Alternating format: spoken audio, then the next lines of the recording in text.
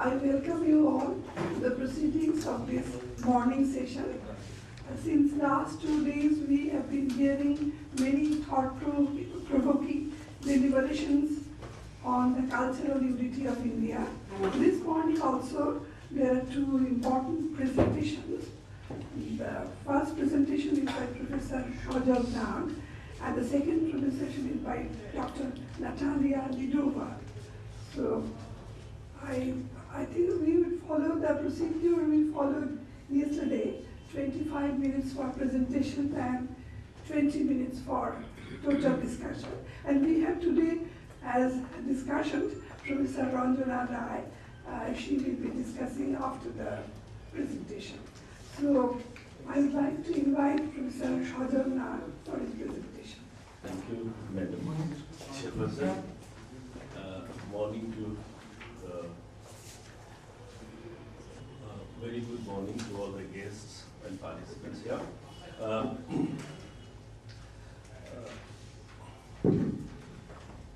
The presentation that I want to make today is on the sweep, the cultural geography of one of the epics, the Ramayana.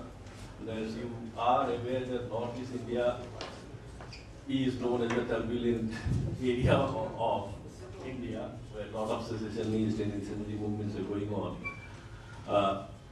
But in such a place that Ramayana had, as an epic, had such a deep impact. This is what I'm going to talk about. It's a slightly longish paper, and I have to discuss the various tribal versions of those. I have to give the stories, otherwise we will not make them. Therefore, I'm not going to the details of everything that is there in the paper. I'll just lead you through those stories, and if there is a discussion later on, we'll come back.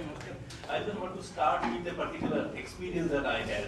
My first job, my first appointment was assistant professor as lecturer in the Northeastern Hill University, its Mizoram campus, which was in Aizawl. When I had joined in 85, that was a time the Ramayana serial was going on in the TV. And as you know, Ramayana serial really had a very, very deep impact on Indian TV. And like, I just want to quote Uma Chakravarti here. She says very, very appropriately, because I'm quoting her because this summarizes whatever I have to say. The decision to beam the Ramayana cut across the class and regional divide in most dramatic way, and the vastly expanded the reach of television. As a narrative, it had a very wide circulation. It came into familiar terrain, but you must bear in mind it also hugely expanded its catchment area by going into new areas and social groups. You know, when I went in Mizoram, television was there, but nobody used to watch Doordarshan. It was all Star TV and all these things. But Ramayana changed all this. It's very intriguing that people did not understand Hindi at all. People did not identify with Ramayana, but people used to be, glued to the TV during the Ramayana thing. The more profound impact was later. I found around me, I used to see myself, the Mizo children used to play with balls and around, playing Ramayana thing. It had become a major social problem there, because the church is very strong in Mizoram. Church objected to this. They asked the parents, let's stop your parents, because this is Hindu, tradition, so we should not take it. But children did not listen to anybody. Finally, the church has to issue a dicta that Ramayana serial cannot be watched by the Mizos. And that's how it stopped. What I want to say that this was church's attempt to sanitize the Christian culture in Mizoram from external influences. But perhaps the way Mizo children reacted to or were influenced by the Ramayana serial, it can say that cultural contact and influence really cannot be manipulated in that sense. What church did not realize is that Ramayana, even if they associated with it Hindu, it was not just an Indian tradition, it was also part of the Mizo heritage as well. This is very, very intriguing. When the British colonizers had come, the administrators had come to Mizoram, they tried to retrieve the vanishing traditions of the Mizos. And through them, this was one of the Mizo oral tradition which they had revived and recorded. Otherwise, we would not have got it. Like Colonel Shakespeare in his ethnographic note of the Mizos, he had retrieved that, and it was almost vanishing because it was an oral tradition. There was a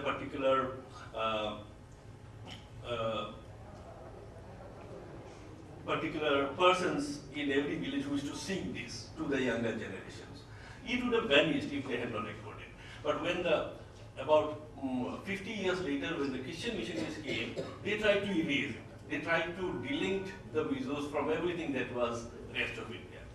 Similar thing happened after independence. After independence, what was happening?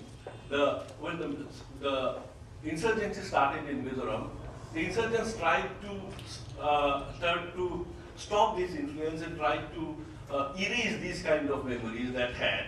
On the other hand, there were certain Hindutva elements, especially in the 19, I think, yeah, when BJP was in power. They tried to again link this Ramayana tradition of the Mizos to their Hindu connection or pre-Christian connection. So, there are individuals and institutions who were trying to erase them, another was trying to replenish them and for political purposes. But despite all that, we find a number of tribes in Northeast India had their own versions of Ramayana. Interestingly, they did not know that there is an original version existing. They did not know. For them, it is their own. It is their own. It is only in the 1980s that they found that there is an original Ramayana, which is various versions, right from Valmiki and others. And later on, of course, now it is in the written form. I straightway go into various stories of the Ramayana. The first one that I'll talk about is the Mizo Ramayana. There are the tribes who have their own versions of Ramayana are a small tribe called the Taipakes and the Khamti merchants, because both of them are the Shan races. So they perhaps carried it from because they are all Buddhist. So they perhaps carried it with their migration from Southeast Asia. And this is the Buddhist Jataka, it is the same version. Others who have Ramayana is the Mizos and the Karbis of Assam. Now, Mizos, the Mizo version of Ramayana is called Khenale Ramatu Unaultu. It basically means story of Rama and Lakshman. Now, Rama is a name which is very common in Mizoram, but this is not. They call like Larri Noma or Larri Moya. That kind of Rama is there. Rama, just Rama, there is no name, but Rama is a suffix to various things, so it is a common name. And Lakshmana here becomes Khena. So Rama and Khena. This was retrieved by Colonel Shakespeare when he was the superintendent of Lushai Hills. The story is more or less similar to that of original Ramayana. Some diversions here, and I'll just read the story so that you. The characters are all Mizos, besides Rama and Sita. Sita is Sita here. The main characters in Mizo Ramayana are Khena, which is Lakshman, Hanuman, which is Hanuman, Banuman is Jambuman, Rupi Ravan is Mahiravan, and Lusariha is Ravan. These are the stories. In this version, Lusariha was said to have 7 heads instead of 10 heads. Rama and Khena are 2 brothers who used to talk to each other even when they are in their mother's womb. They could not take birth due to the fear of one Tamu, a female demon who eats up human beings, who could swallow them as soon as they are born. To avoid Tamu, the 2 brothers take the birth through the legs of their mothers, which causes their mothers to die.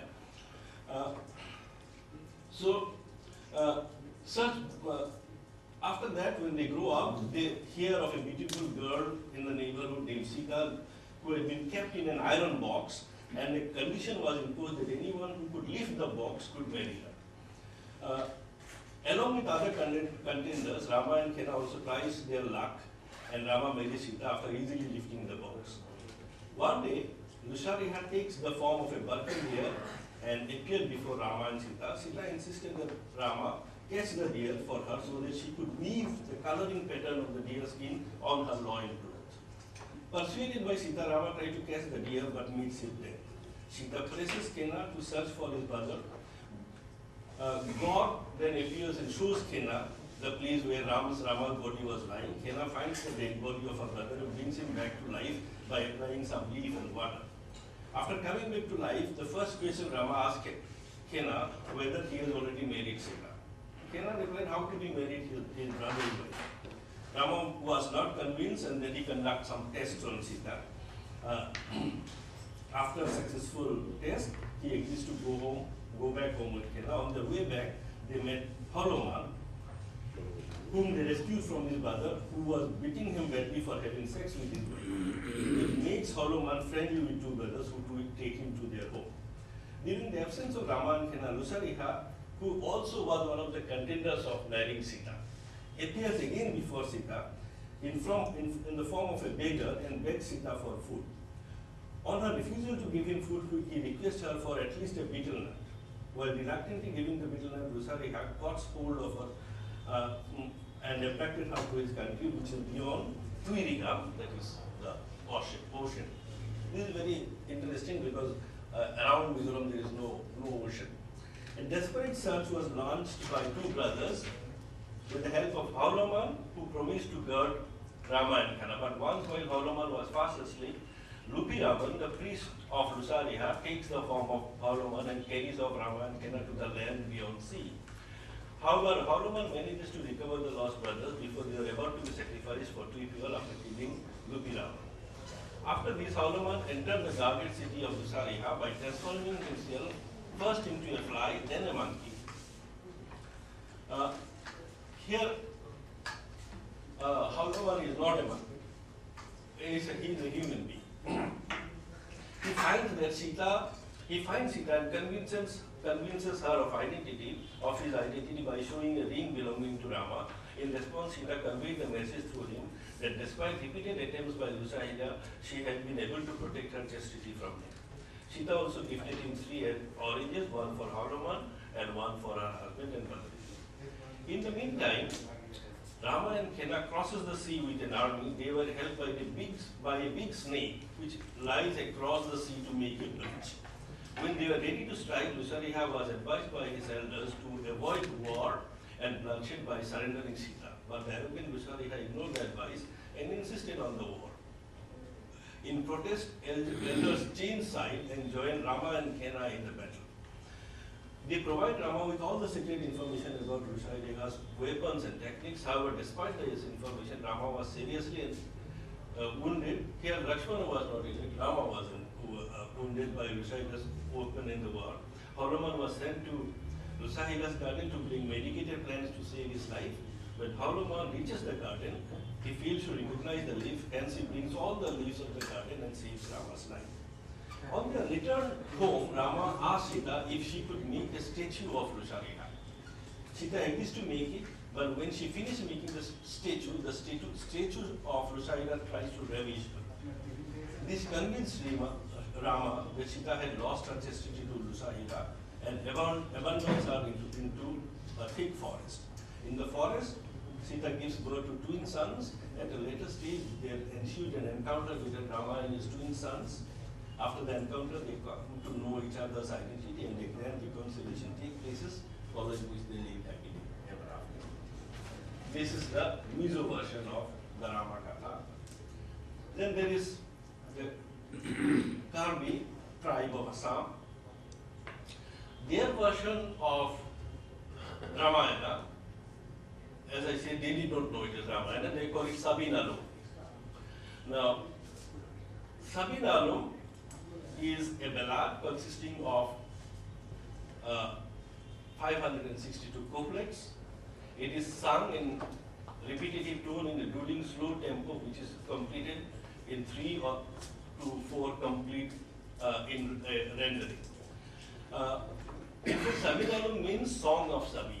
Sabin is perhaps the person. In fact, it is also said Sabinalung is the first song that the Mukargis have ever sung. So,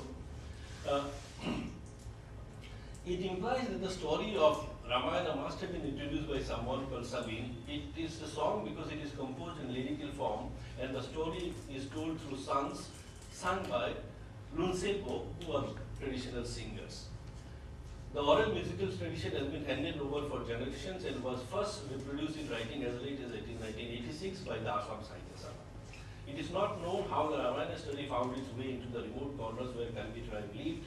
Perhaps it was the influence of the Assamese Ramayana composed by Madhav Kandali in the 16th century, which has gained immense popularity in Brahmaputta time.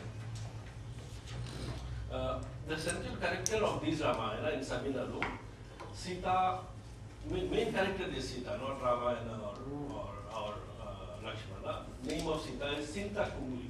This is the Karbi name. Who was born out of a peahen egg. Like a regular Karbi girl, she does all the household chores, carries water in bamboo basket in her bag, weaves clothes, helped her father in the field, and was good at brewing her own the rice meal. In reality, Sinta actually was the daughter of Basmati, the goddess who came to earth on her mother's request. Dasaratha in this version